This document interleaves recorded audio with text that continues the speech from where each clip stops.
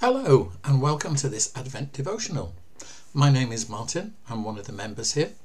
You may have seen me at the doors welcoming you in on a Sunday morning, and if you haven't visited us, feel free to drop in and see us anytime. Today we're going to talk about bows. Not that sort of bow. These ones. Christmas bows. You can find these everywhere.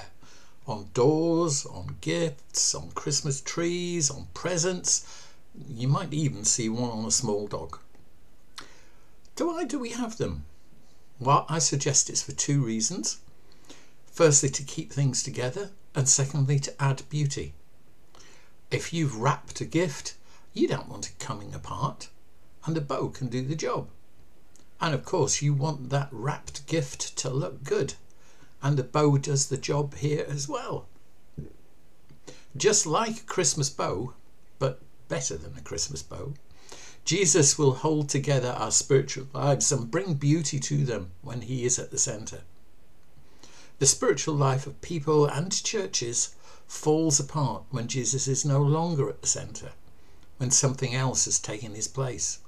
However good that other thing is, it will not be strong enough, will not be full of life enough to keep the spiritual life together. Ephesians chapter 4 verse 3 says, "Make every effort to keep the unity of the Spirit through the bond of peace." And we do that by making sure that Jesus is at the centre rather than our own opinions. I mean, it's okay to have opinions, obviously, but they must be subject to Jesus and held with humility. As Proverbs chapter 3 verses 5 and 6 says, "Trust in the Lord with all your heart and lean not on your own understanding. In all your ways submit to him, and he will make your paths straight."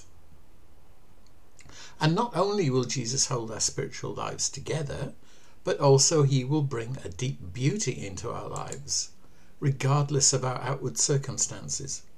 A beauty that far surpasses anything a Christmas bow could bring. As God promises through Isaiah, he will comfort all who mourn and provide for those who grieve in Zion, to bestow on them a crown of beauty instead of ashes, the oil of joy instead of mourning, and a garment of praise instead of the spirit of despair. And again in 2 Corinthians chapter 3 verse 18, "We all who with unveiled faces reflect the Lord's glory are being transformed into his image with ever increasing glory, which comes from the Lord who is the Spirit." And also Ephesians chapter 5 verses 25 to 27. "Christ loved the church and gave himself up for her to make her holy, cleansing her by the washing of water through the word, and to present her to himself as a radiant church, without stain or wrinkle or any other blemish, but holy and blameless." So if you want to be holy, blameless, and without stain or wrinkle, make sure that you have Jesus in the centre of your life. Now God bless you and have a happy Advent.